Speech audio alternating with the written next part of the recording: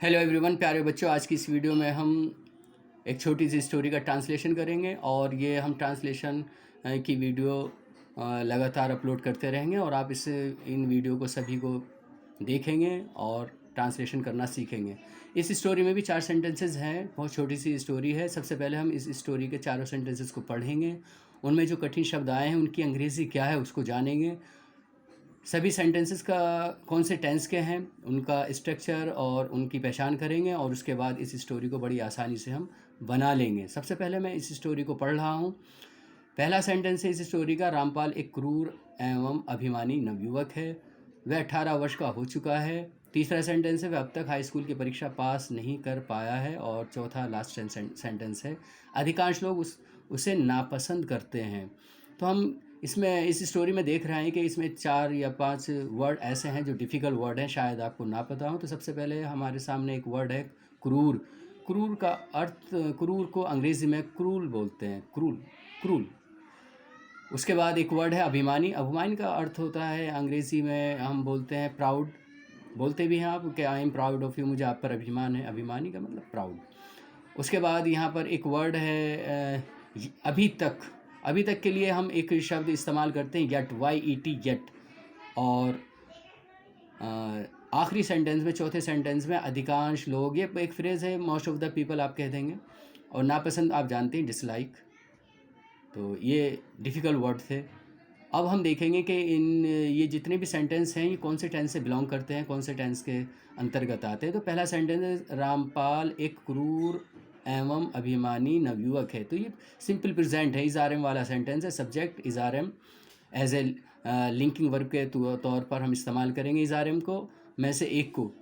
ठीक है, तो यहाँ पर रामपाल सिंगुलर सब्जेक्ट है तो हम रामपाल के साथ इसका इस्तेमाल करेंगे। तो ये सिंपल प्रेजेंट टेंस है। दूसरा सेंटेंस जो है वो है, वह 18 वर्ष का हो चुका है। जहाँ पर चुका है, चुकी है, चुके हैं या लिया है, दिया है आदि शब्द आते हैं वो प्रेजेंट परफेक्ट टेंस के अंतर्गत आते हैं।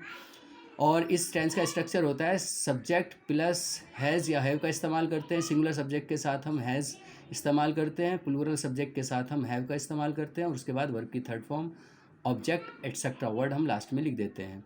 तो दो सेंटेंस, तीसरा जो सेंटेंस है वो प्रेजेंट परफेक्ट टेंस के अंतर्गत ही आएंगे। चौथा और लास्ट सेंटेंस जो है आप देख रहे हैं कि अधिकांश लोग उसे नापसंद करते हैं। नापसंद करते हैं, ते, ता है, ती है, ते हैं, आपने जानते हैं प्रेजेंट इंडेफिनिट टेंस का ये सेंटेंस है। और इसमें हम क्या करते हैं, सिंगुलर सब्जेक्ट के साथ वर्ब की फर्स्ट फॉर्म में हम SAES जोड़ते हैं, उसके बाद ऑब्जेक्ट लिखते हैं और लास्ट में हम एटसेट्रा वर्ड लिख देते हैं।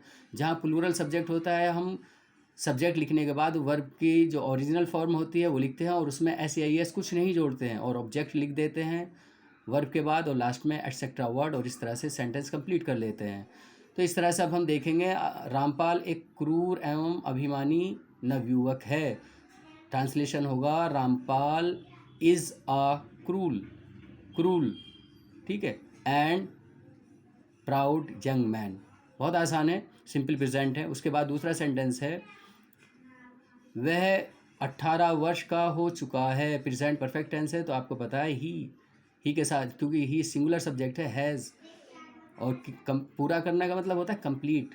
थर्ड फॉर्म है completed, he has completed 18 years of age. तीसरा सेंटेंस है, वह अब तक हाई स्कूल की परीक्षा नहीं पास कर पाया है। ये भी प्रेजेंट परफेक्ट का है क्योंकि लिया है, दिया है, किया है, ये शब्द जिन वाक्यों के अंत में आते हैं वो भी प्रेजेंट परफेक्ट टेंस के अंतर्गत आते हैं। तो ही हैज़ नॉट पास्ड, पास की थर्ड फॉर्म होती है पास्ट, क्या, द हाई स्कूल एग्जामिनेशन, और अब तक के लिए येट वर्ड का हम इस्तेमाल करेंगे। तो सेंटेंस ये कंप्लीट हो गया, he has not pass the high school examination yet. और लास्ट और आखिरी सेंटेंस है कि अधिकांश लोग, या जिसे हम बोलते हैं ज़्यादातर लोग, उसे नापसंद करते हैं। तो ये जो फ्रेज़ है अधिकांश लोग या ज़्यादातर लोग, इसको हम सिंपली बोल देते हैं most of the people. People बोलते हुए आपको अच्छे से प्रैक्टिस होनी चाहिए। बहुत से बच्चे पीस की प्रोनाउंसिएशन डिफरेंट तरीके से करते हैं। असल में ये पीपल का जो पेड़ होता है, बिल्कुल जैसे हम उसे बोलते हैं ना पीपल, बस वही प्रोनाउंसिएशन है इसका, मोस्ट ऑफ द पीपल। अब चूंकि ये सब्जेक्ट हमारा प्लूरल हो गया क्योंकि एक से ज़्यादा लोग यहाँ पर दर्शाया जा रहा है, मोस्ट ऑफ द पीपल, ज़्यादातर लोग। ठीक है। तो ये प्लूरल सब्जेक्ट है, तो हम यहाँ पर नापसंद के लिए डिसलाइक का इस्तेमाल करेंगे और इसमें एस कुछ नहीं जोड़ेंगे, क्योंकि प्लूरल सब्जेक्ट के साथ हम वर्ब में एस नहीं जोड़ते हैं। उसके बाद ऑब्जेक्ट लिख देंगे। तो most of the people dislike, किसको डिसलाइक करते हैं? रामपाल को। और रामपाल का जो प्रोनाउन हम इस्तेमाल कर रहे हैं रामपाल के लिए, तो ही कर रहे हैं, और ही का ऑब्जेक्टिव केस हिम होता है। तो यहाँ पर ये सब्जेक्ट जो कंप्लीट होगा वो हिम वर्ड के साथ होगा। Most of the people dislike him. प्यारे बच्चों, इस तरह से ही हमारी स्टोरी बनकर तैयार हो गई। मैं एक बार इसको इंग्लिश ट्रांसलेशन पढ़े देता हूँ। Rampal is a cruel and proud young man. He has completed 18 years of age. He has not passed the high school examination yet. Most of the people dislike him.